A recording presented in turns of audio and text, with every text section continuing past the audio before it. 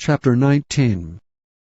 Then Pilate therefore took Jesus and scourged him. And the soldiers platted a crown of thorns, and put it on his head, and they put on him a purple robe, and said, Hail, King of the Jews! And they smote him with their hands. Pilate therefore went forth again, and saith unto them, Behold, I bring him forth to you, that ye may know that I find no fault in him. Then came Jesus forth, wearing the crown of thorns and the purple robe, and Pilate saith unto them, Behold the man! When the chief priests therefore and officers saw him, they cried out, saying, Crucify him! Crucify him! Pilate saith unto them, Take ye him and crucify him, for I find no fault in him. The Jews answered him, We have a law, and by our law he ought to die, because he made himself the Son of God. When Pilate therefore heard that saying, he was the more afraid, and went again into the judgment hall, and saith unto Jesus, Whence art thou? But Jesus gave him no answer. Then saith Pilate unto him, Speakest thou not unto me? Knowest thou not that I have power to crucify thee, and have power to release thee? Jesus answered, Thou couldst have no power at all against me, except it were given thee from above.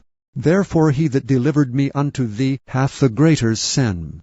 And from thenceforth Pilate sought to release him. But the Jews cried out, saying, If thou let this man go, thou art not Caesar's friend. Whosoever maketh himself a king speaketh against Caesar. When Pilate therefore heard that saying, he brought Jesus forth, and sat down in the judgment seat, in a place that is called the Pavement, but in Hebrew Gabbatha. And it was the preparation of the Passover, and about the 6th hour, and he saith unto the Jews, Behold your king! But they cried out, Away with him! Away with him! Crucify him!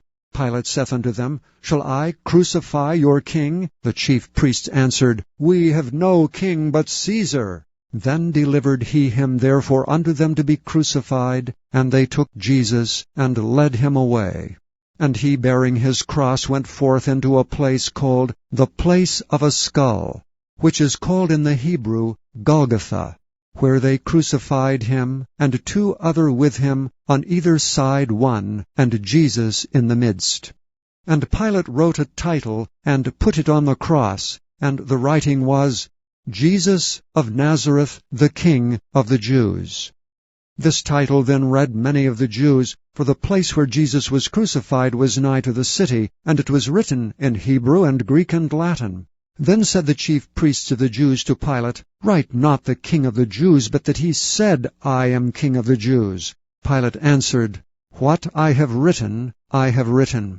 Then the soldiers, when they had crucified Jesus, took his garments, and made 4 parts, to every soldier a part, and also his coat. Now the coat was without seam, woven from the top throughout. They said therefore among themselves, Let us not rend it, but cast lots for it, whose it shall be, that the scripture might be fulfilled which saith, They parted my raiment among them, and for my vesture they did cast lots. These things therefore the soldiers did.